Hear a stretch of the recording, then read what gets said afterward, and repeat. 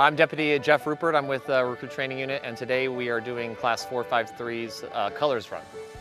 A Colors Run is a run that we do for the recruits to give a chance to earn the patches that they get to wear on their uniform. When they first start the academy, they just wear plain uniforms, and it's a privilege and an honor to wear the patches, so we come here today to earn that in honor of a fallen officer.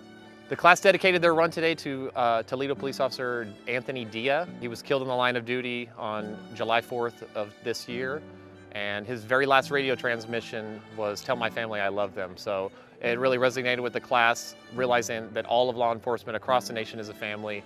So that's why they dedicated this run today.